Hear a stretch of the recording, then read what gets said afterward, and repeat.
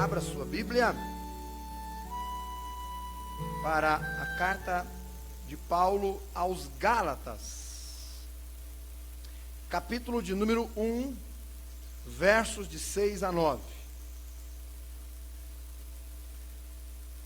Gálatas 1, do 6 ao 9. Abra a sua Bíblia e acompanhe a leitura da palavra do Senhor. Gálatas 1, do 6 ao 9. Diz assim a palavra do nosso Deus: maravilho-me de que tão depressa passasseis daquele que vos chamou à graça de Cristo para outro evangelho, o qual não é outro, mas há alguns que vos inquietam e querem transtornar o evangelho de Cristo. Mas ainda que nós mesmos, ou um anjo do céu, vos anuncie outro evangelho, além do que já vos tenho anunciado, seja maldito. Assim como já vô-lo dissemos, agora de novo também vô-lo digo: se alguém vos anunciar outro evangelho, além do que já recebestes, seja amaldiçoado. Vamos orar. Querido Deus, muito obrigado pela tua palavra que acabamos de ler. E obrigado também por esta manhã, pelo privilégio que o Senhor nos dá de abrirmos a tua palavra, lermos o texto sagrado e agora aprendermos do Senhor, Pai.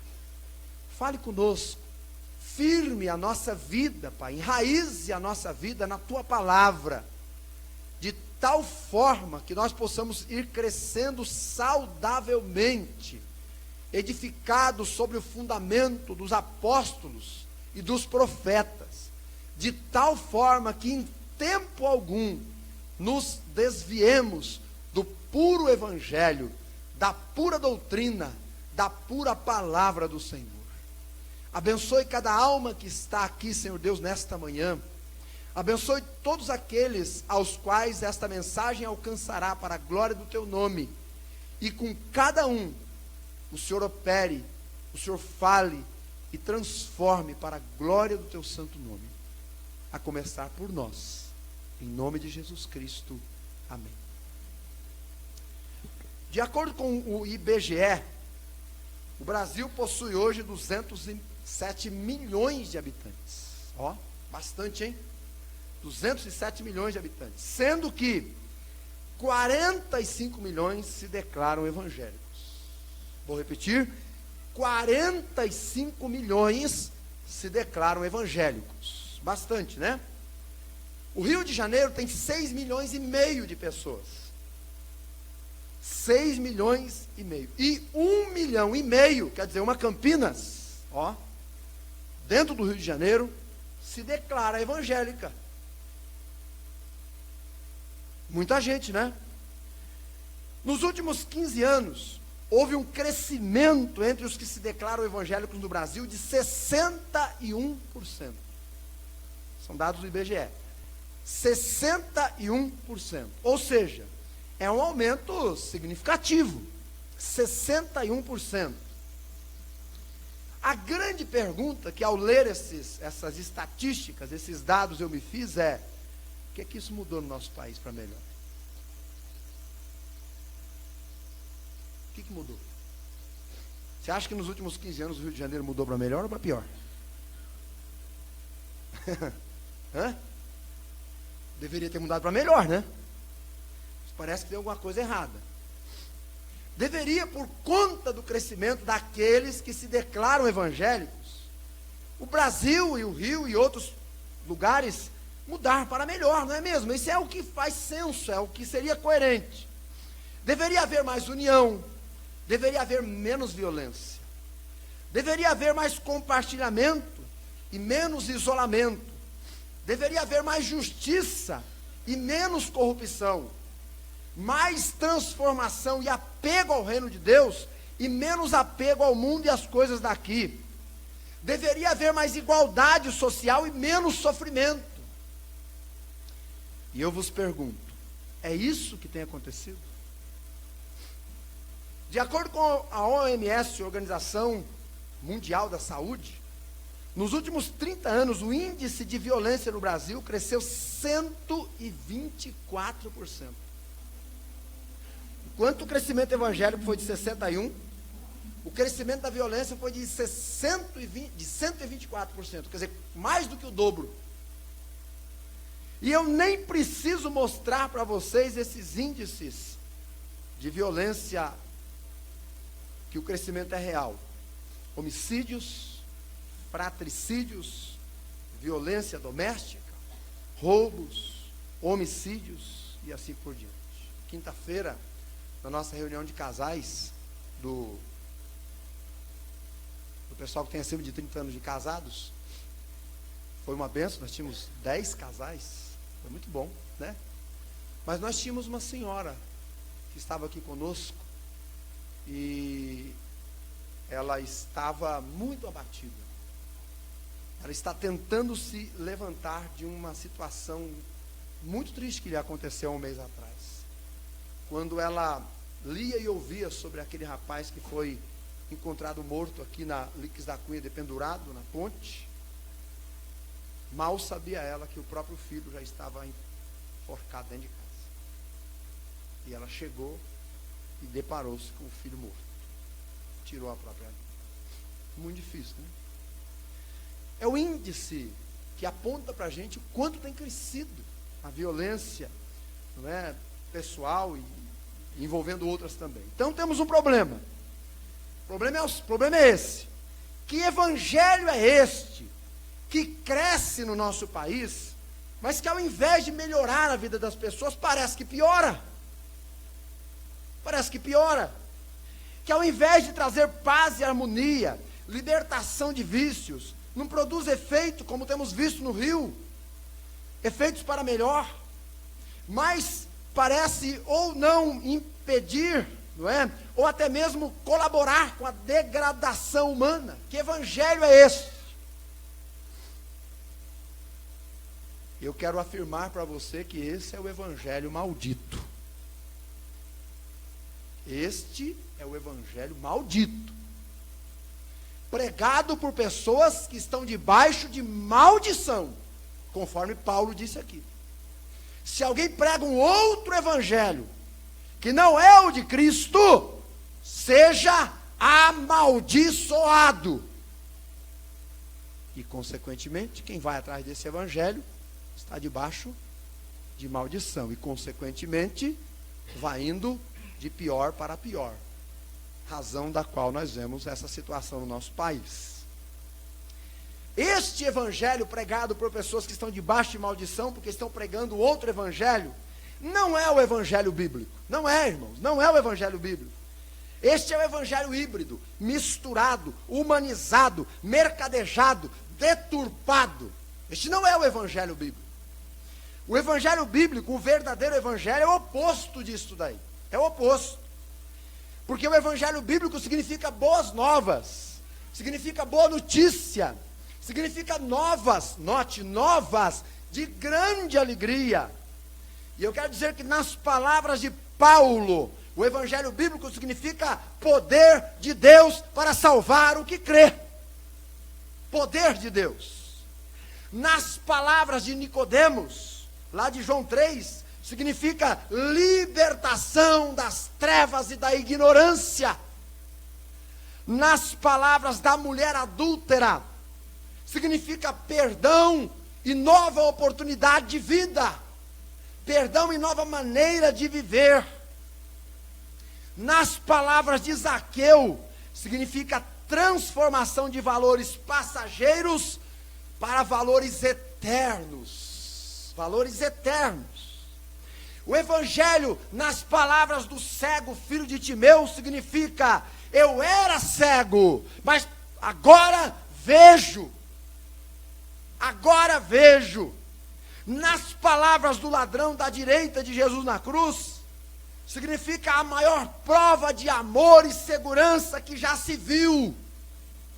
Nas palavras do eunuco de Cândace, o evangelho foi o deflagrador da maior alegria da minha vida, o eunuco, porque ele, depois de crer e ser batizado, saiu jubiloso, não é? Jubiloso, alegre, transformado. Perceba, o evangelho bíblico é como uma centelha de fogo, que uma vez acesa, transformará o ambiente onde estiver. Transformará, completamente. Este é o evangelho, que transforma, que dá nova razão de viver, que muda para melhor, que muda a vida das pessoas literalmente. É o poder de Deus para transformar, perdoar, mudar, renovar, criar de novo. Por isso, Paulo escreveu: se alguém está em Cristo, nova criatura é. As coisas velhas passaram e tudo se fez novo. Tudo novo. Logo, meus irmãos, uma mensagem acolhida que não produz esses resultados, não é o verdadeiro evangelho, mas outro evangelho, um evangelho que está debaixo de maldição. Maldito, disse Paulo. Vamos olhar para o texto de Gálatas para conhecer este evangelho, não é, pregado por pessoas que estavam debaixo de maldição. E em contrapartida, realçar o verdadeiro e eficaz evangelho de Cristo, ao qual firmaremos nossas raízes, não é? Ainda mais nossas convicções, para permanecermos firmes até aquele dia em que nos encontremos com o nosso Senhor e Salvador.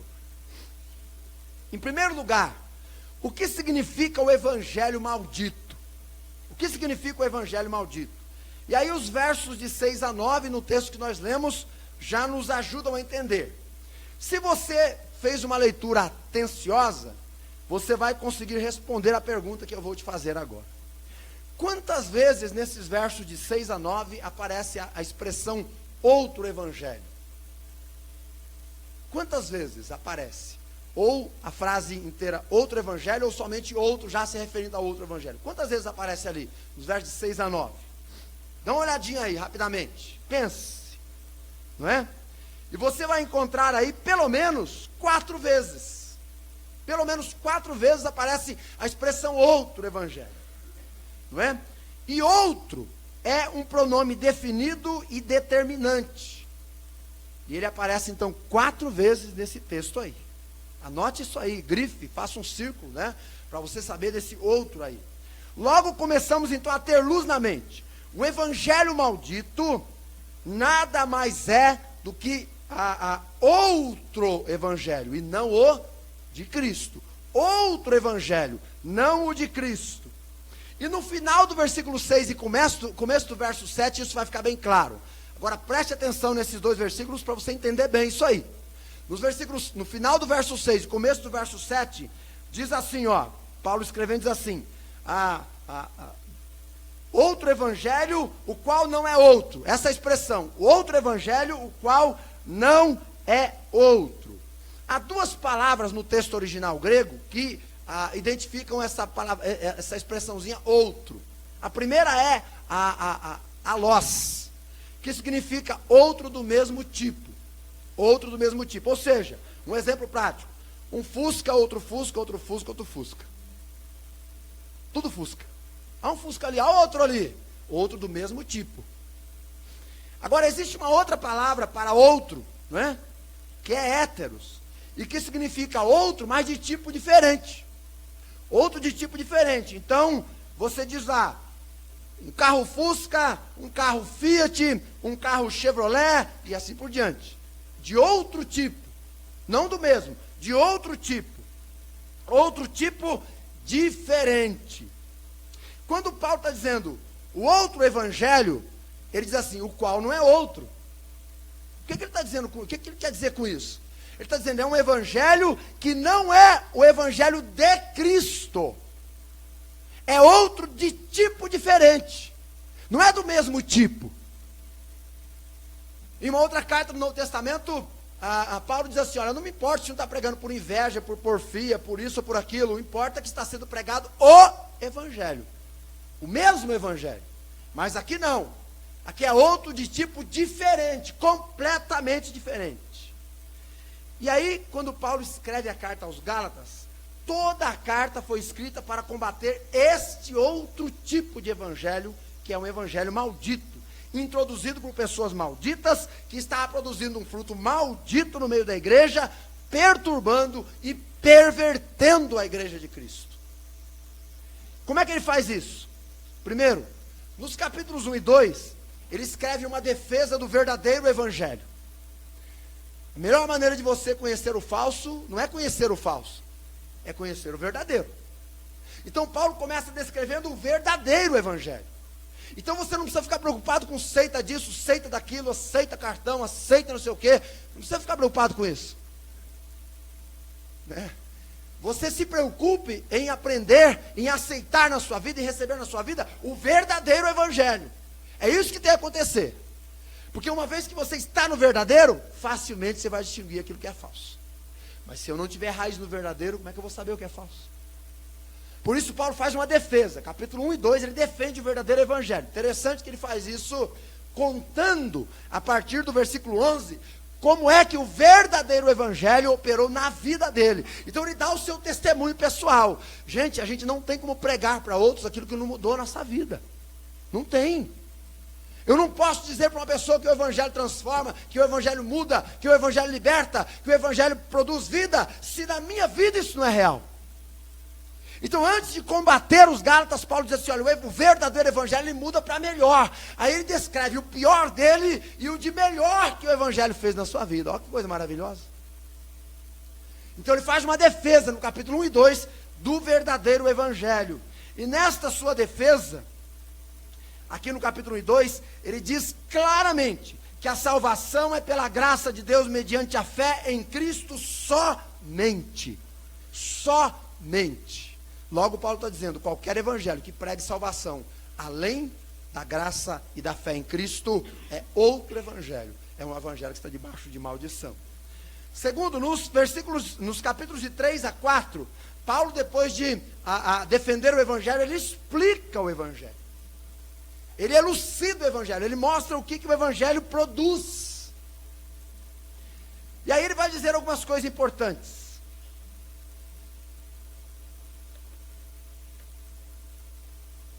Capítulo 3, verso de 1 a 5, ele diz que o evangelho começa pela fé, continua pela fé e termina pela fé.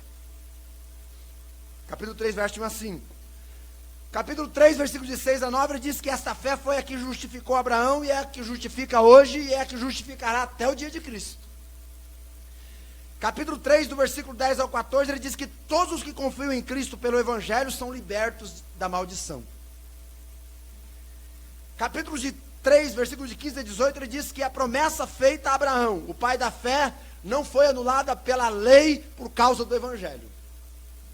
Capítulo 3, versículo 19 a 22, ele diz que a lei foi dada para guiar o homem à fé, não é?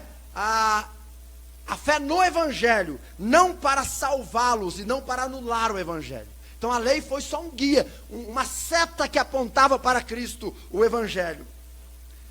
E o capítulo 3, versículo de 23 até o capítulo 4, versículo 7, ele diz que os crentes em Cristo, que creram em Cristo pelo evangelho, são filhos de Deus, não são mais escravos da lei e não precisam mais viver debaixo da lei em si. Então ele explica o evangelho. E aí, nos capítulos 5 e 6, o evangelho da graça é aplicado.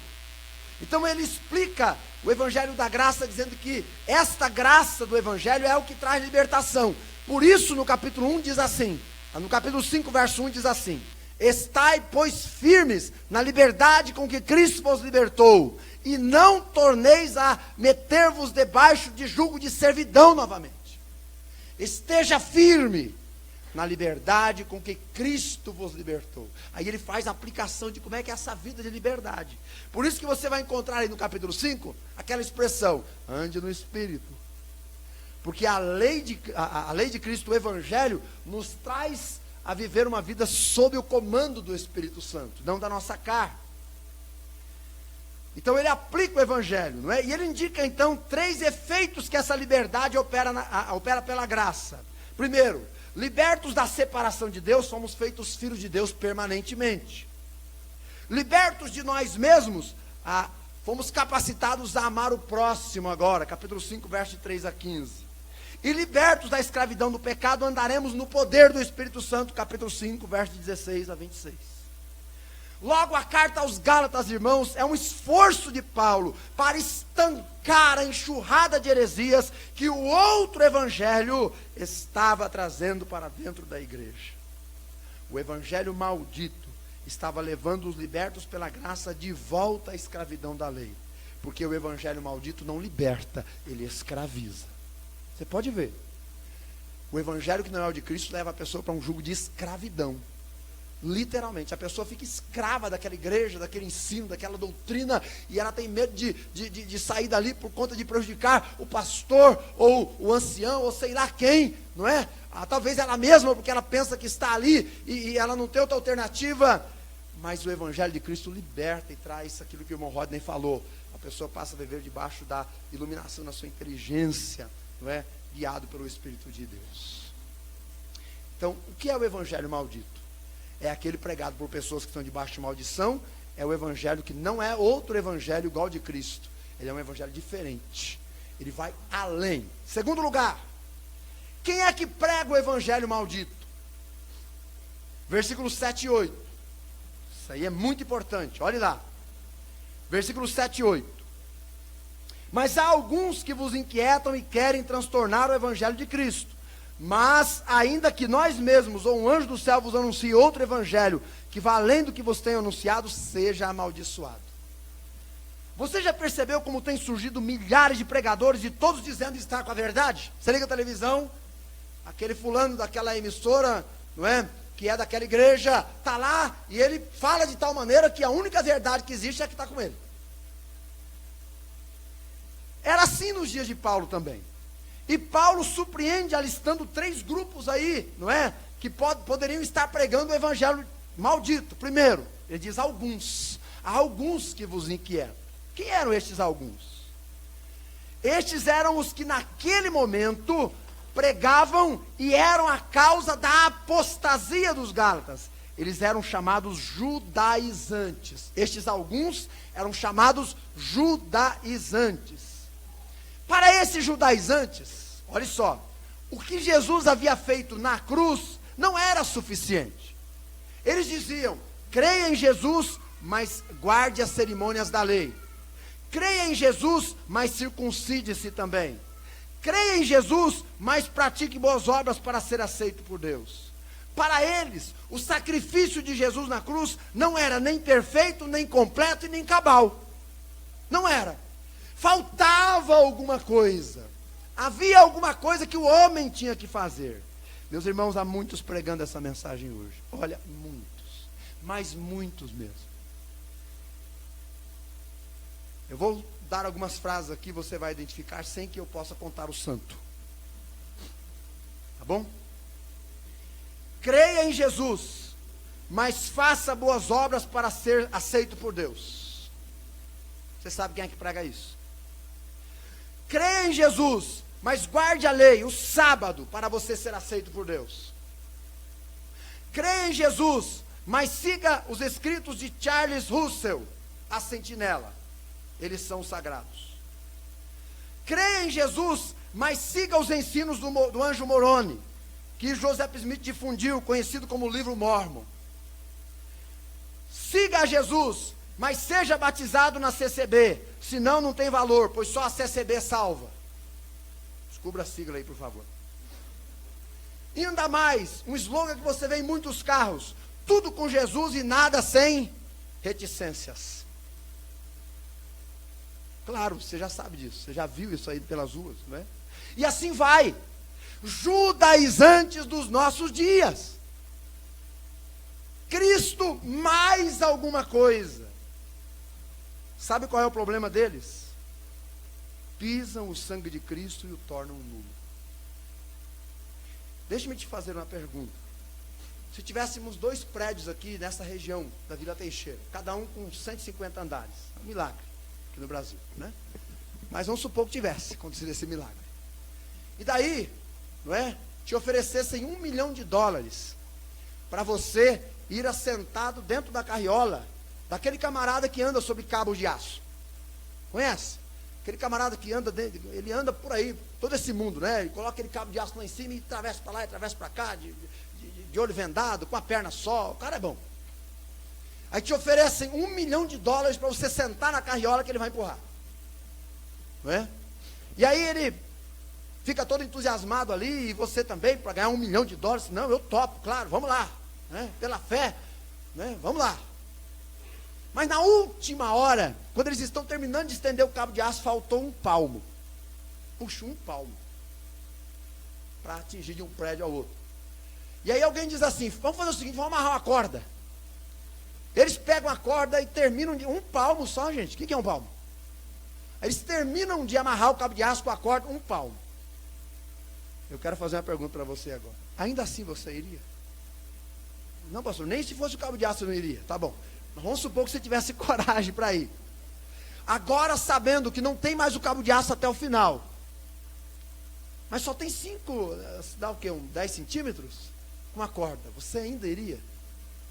Muito difícil, né? Não é porque a gente não confia no cabo de aço. É porque a gente não confia na corda. Qualquer evangelho que pregue 99% Jesus e 1% mais alguma coisa não é confiável. É outro evangelho. Não traz segurança. Não traz segurança. Então esse era o problema deles. Não é? Eles pisavam o sangue de Cristo e diziam, não é suficiente. É só uma circuncisãozinha e pronto, está resolvido. É só guardar o sábado e está resolvido. Não tem esse negócio de guardar isso ou aquilo, não. Ou o sangue de Jesus é suficiente, ou a obra de Jesus é suficiente, ou a morte de Jesus é suficiente, ou então ele está pisado e a pessoa tenta estabelecer o seu próprio caminho da vida eterna, que nunca chegará ao céu.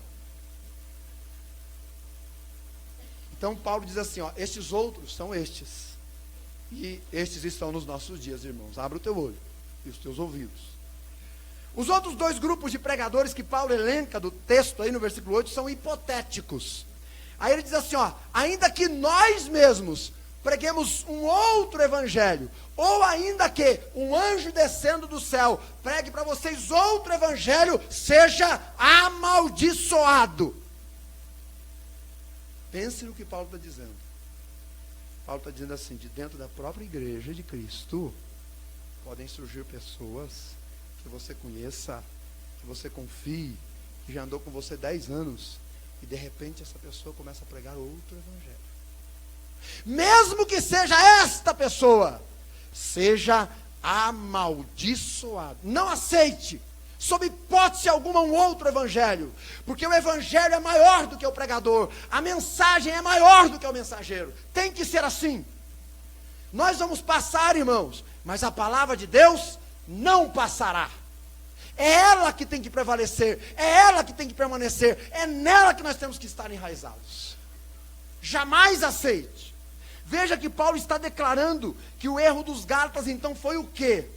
Deixar a sua convicção no verdadeiro evangelho para seguir homens. Interessante que escrevendo a Timóteo, Paulo diz que nos últimos dias surgirão doutores, grandes pregadores, oradores, fenômenos, e arrastarão atrás de si uma multidão. Aí ele diz aqui, não faça isso, não siga homens, siga o evangelho, siga a palavra, fique na palavra, fique na palavra. Paulo diz, não faça isso. Não é porque o pregador é bonitinho, cheirosinho, não é? Ora agradavelmente, prega bem, tira todo tipo de doença da sua vida, tem uma audiência massacrante, que ele está com a verdade. O evangelho é maior que os judaizantes, é maior que Paulo, é maior do que os anjos, logo é maior do que eu. E eu tenho que ser sujeito ao verdadeiro evangelho e pregá-lo tão somente. Então Paulo invoca uma maldição. Olha só, irmãos, a coragem do homem. Ele invoca uma maldição sobre eles mesmos, dizendo, olha, se nós fizermos isso, que sejamos amaldiçoados. Haja coragem, hein? Haja coragem. Mas também haja convicção do que fazia, né? Da mensagem que proclamava. Meus queridos, a prova do ministério de uma pessoa não é sua popularidade, não são os sinais e prodígios miraculosos que ele realiza, não é a quantidade de pessoas que ele tem seguindo ele lá no Facebook, mas a fidelidade ao puro evangelho, à pura palavra de Deus. esta é a prova de um ministério eficaz, eficiente, agradável a Deus. Você sabe que Ezequiel foi chamado para pregar ao povo de Israel, não é? Lá dentro do cativeiro. E Deus disse assim: você vai pregar, eles são um coração duro, rebelde, não vão te ouvir. E muitas vezes as pessoas pensam, querem medir o sucesso de um missionário, um verdadeiro pastor, uma verdadeira igreja pela quantidade de pessoas. Gente, não é isso. Claro que Deus dá crescimento. Deus dá crescimento. A igreja fiel, saudável. Deus dá. Mas não é como o nosso Brasil tem dito experimentar.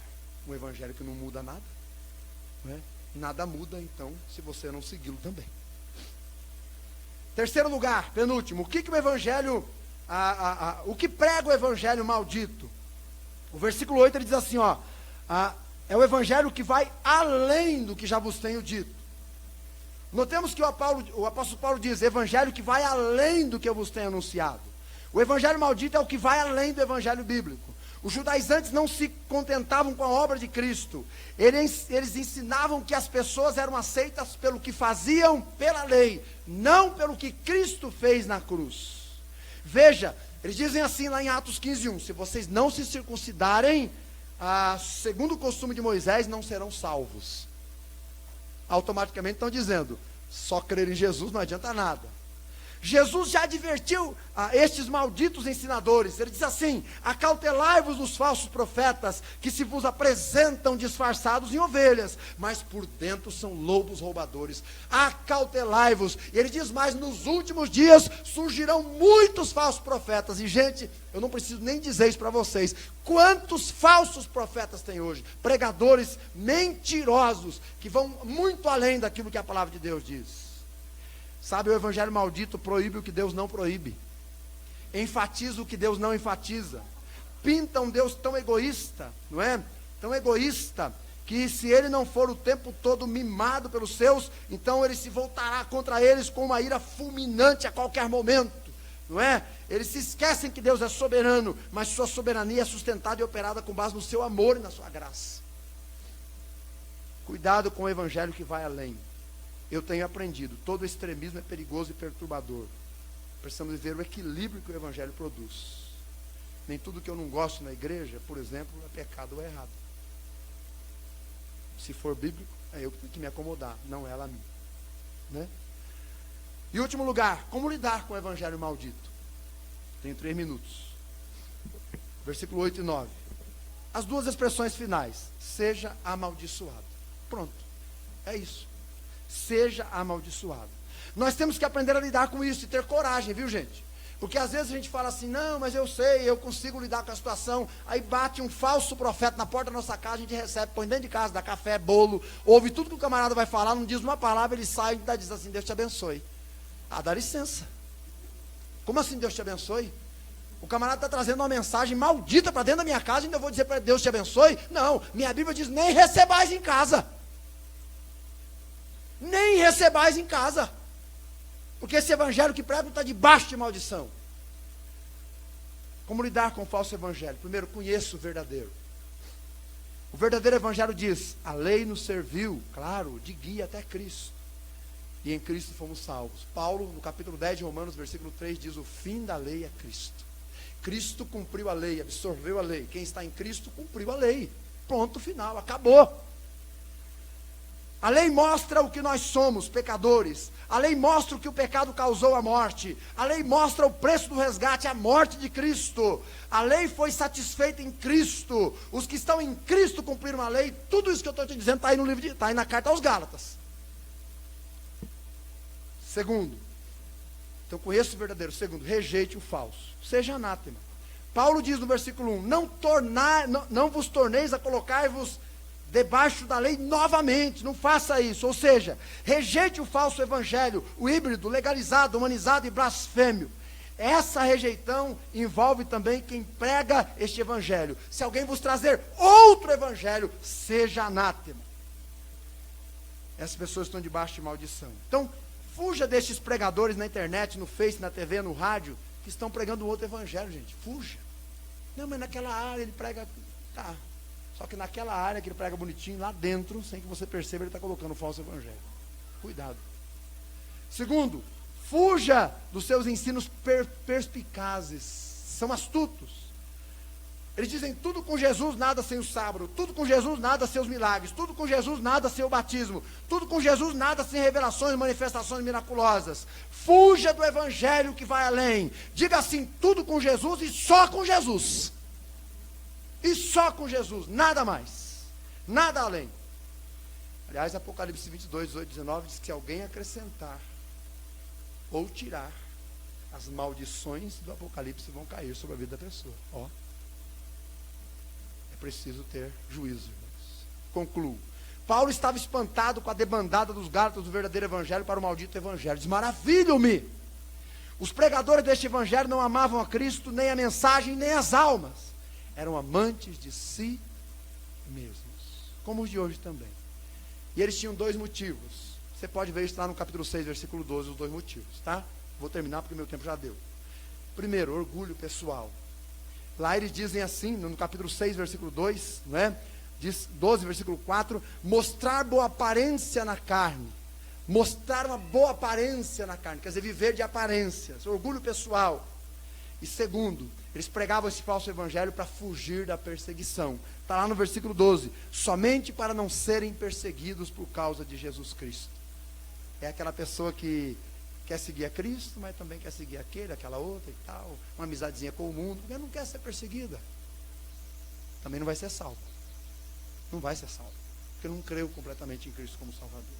Eles não amavam nem a mensagem da cruz, nem o Cristo da cruz. Por isso não estavam dispostos, não é? Dar as suas vidas por ele. Esses mesmos pregadores malditos, com o evangelho maldito, saem pelas nossas ruas, templos e canais. São orgulhosos, não amam a Cristo. No entanto, o verdadeiro pregador do evangelho é diferente, irmãos. Paulo termina nos versículos 14 e 16, dizendo como é o verdadeiro pregador. Ele se gloria em Cristo. Ele ama a Cristo. Ele vive para Cristo e por Cristo. Ele traz no seu corpo as marcas de Cristo. E ele é marcado para sempre. E marcador da vida de outro por causa do verdadeiro evangelho. O evangelho bíblico. Rejeitemos o evangelho maldito. E amemos o bendito evangelho de Jesus Cristo. Para que sejamos encontrados fiéis no dia da sua vinda. Que Deus nos guarde nesta manhã.